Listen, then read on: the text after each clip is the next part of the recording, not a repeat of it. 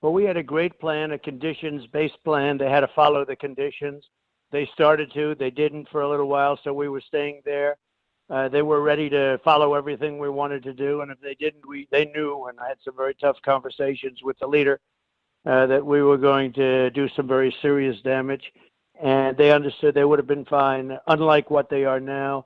We were going to take out the military last, as you can imagine. You don't take out the military first. They took out the military first, so crazy, and they left probably 45,000 people there, American people, and lots of other people that are going to go through hell.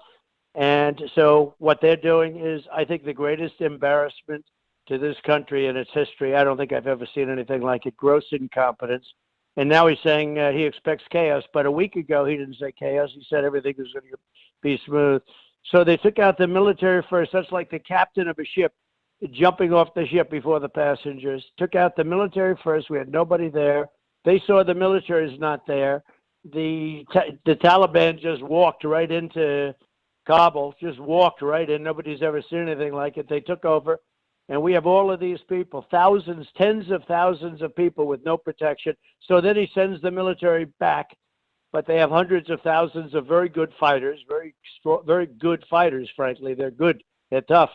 All you have to do is ask Russia, Right. how tough are they. Soviet Union became Russia because of them. So they're stuck at the airport.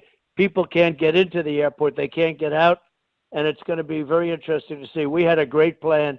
Nobody would have been, it was going to be perfect. They're leaving billions and billions of dollars worth of equipment in the hands of the Taliban, who's going to give it now to Russia and China to examine so they can copy it, as they always do. It's a disgrace. Well, they're going to fill a void. Look, we did the right thing in getting out. I was the one that led the effort. We were supposed to be out by May 1st, but they weren't following the guidelines and they weren't following the conditions. They were very tough conditions, and they would have followed them. But this guy came in and just said, get the military out, but he didn't take the equipment.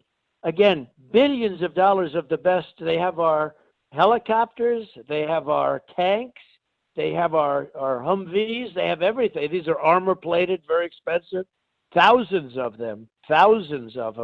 It's just absolutely insane. Gross incompetence. Milley is incompetent. Milley is grossly incompetent.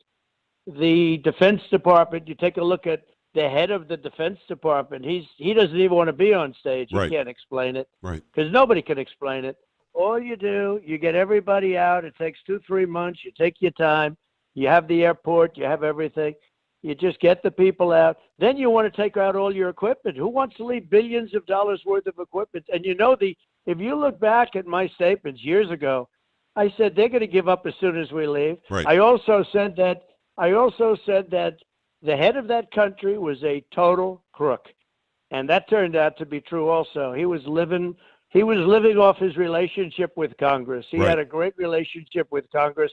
That was his only power. He lived off us, and it's a terrible situation. What an embarrassment to our country. And this is what we end up with, not only there, but the southern border, the economy. Wait till you see what's going to happen with inflation. Look what's happened to gasoline from $1.87 to it's going to be over $5 very soon. And that's bigger than any tax hike you could even think about. Yeah. No, our country is being destroyed. These people are just, and it's a group of people. It has to be, because Joe's not calling the shots.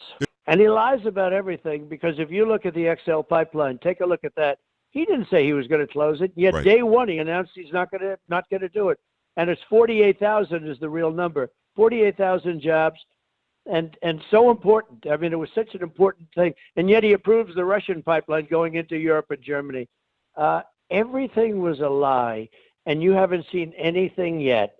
And I said that they were lying because it's controlled by radical left. He's not controlled. It's controlled. He is totally controlled by radical left. But everything's a lie. Wait till you see what they do to the Second Amendment. Wait till you see what they do to your taxes. Your taxes are going to go through the roof.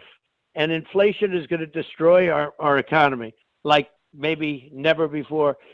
I thought Jimmy Carter, frankly, did not do a very good job. Right. But this is putting Jimmy Carter and some of the crazy decisions he made. You remember the hostages with Jimmy Carter. The difference is they may have 45,000 hostages instead of in the 30s. happening now is it's 100 times more difficult than it would have been 2 weeks ago. Yeah. 100 times.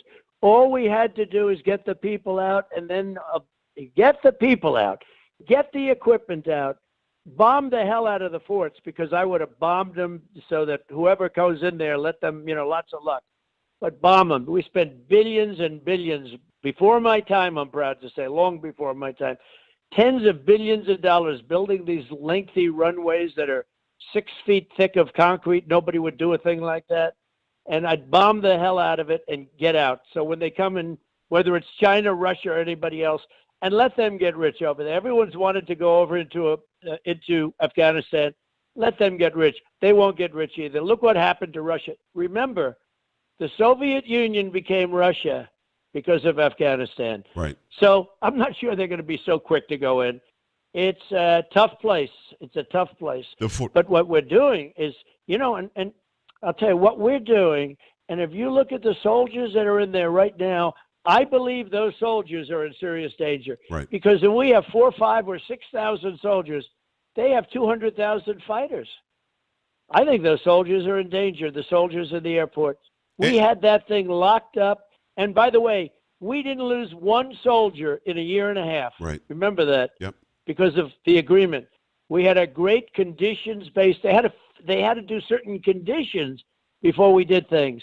And they didn't. They started, then they slowed, then they were going to do everything. They were going to do everything. It would have been really good.